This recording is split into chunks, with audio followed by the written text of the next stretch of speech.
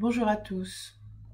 Aujourd'hui, je vous emmène dans les premières lignes du nouveau roman d'Amélie Cordonnier, Un loup quelque part. Son premier roman est paru en septembre 2018. C'était Tranché. Et Amélie Cordonnier s'attaquait au sujet des violences faites aux femmes. Ici, un autre sujet assez lourd, celui de l'amour maternel, mais quand il n'existe pas, et quand le bébé est rejeté. Ce roman est dédié à Benjamin, et l'épigraphe est celui-ci.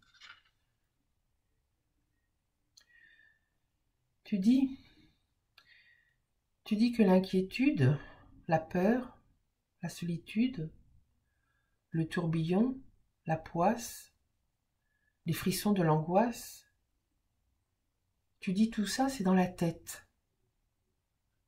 C'est dans la tête, tu crois? Albin de la Simone, dans la tête.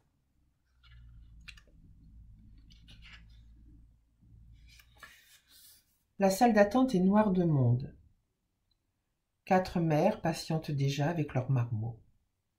Plus un père qui sauve dans tous ses congénères, partis sans trop se poser de questions au boulot. Des magazines déchirés s'entassent sur la table basse. Tout le monde tente de s'y intéresser avant de reprendre son portable. Les parents peinent à tromper l'ennui. Pas les petits.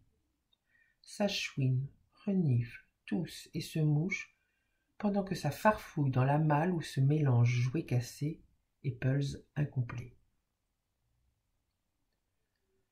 Alban gazouille sur ses genoux. Il bave tant qu'il peut, le pauvre, mais contrairement aux autres, n'a pas l'air malade. Eux sont juste là pour la visite des 5 mois. Elle a emporté le livre avec les animaux de la ferme dont il raffole depuis que sa sœur s'est mis en tête de lui faire apprendre tous les cris, imitation à l'appui, dans une formidable cacophonie d'aboiements, miaulements, hennissements, cancans, grognements, bêlements, beuglements et autres braiements. Elle a aussi pris le petit miroir pour l'occuper. Il se sourit à lui-même, et évidemment, ça l'a fait craquer. 8 ans après Esther, elle avait oublié à quel point c'était attendrissant. Alban dévore les clés en plastique. Gencive à vif. Elle a bien compris que ses dents n'allaient pas tarder à percer. L'anneau qu'elle met au réfrigérateur ne suffit pas à anesthésier la douleur. Il faut qu'elle pense à demander au pédiatre ce qu'elle pourrait lui donner d'autre pour le soulager. Est-ce que le collier dents s'avère vraiment efficace? C'est leur tour. Saska lui demande de déshabiller Alban et l'auscule tout en prenant des nouvelles d'Esther. À l'école, ça se passe toujours aussi bien? Puis il pose quelques questions sur l'éveil du gamin, teste sa position assise, la tête droite, et l'allonge ensuite sur la table d'examen. Le bébé en profite pour se retourner du dos sur le ventre. Bravo, quelle tonicité! 65 cm, 6 kg 125, et le périmètre crânien parfait. Tout va bien, elle peut le rhabiller. Le médecin vérifie ses vaccins, puis prescrit de l'homéopathie pour apaiser ses maux de dents. Chamomilla vulgaris, 9 ch, 5 granules à prendre 3 fois par jour, dilués dans un peu d'eau. Collier d'ambre. Certains modèles ont été retirés du marché pour risque de scrandulation. En cas de crise, le Doliprane reste la meilleure solution. Saska précise qu'elle peut remplir la seringue jusqu'à 6 kg. Les gigotements d'Alban l'empêchent de boutonner le polo rapidement.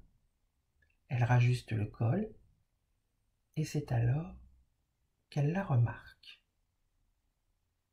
Une tache noire, toute ronde, de la taille d'un petit pois. Extra fin, le petit pois. C'est la première fois qu'elle la voit. Regardez, là, dans les plis du cou, c'est quoi? Un grain de beauté déjà? Oh non, pas cet âge-là, voyons. C'est rien du tout. Juste une légère pigmentation. Aucune raison de s'inquiéter. Je connais votre mari de toute façon. Il n'y a pas de métis dans votre famille. Il est déjà 16h10 quand elle sort. Juste le temps d'acheter un croissant et de reprendre le bus pour ne pas être en retard à l'heure des mamans. Quasiment pas de parents à la sortie de l'école. 2, 3 grands-mères, mais des nounous surtout. Il faudra y repenser quand elle reprendra ses cours au lycée, à la fin de son congé parental. Ça lui évitera de culpabiliser. Ça sonne.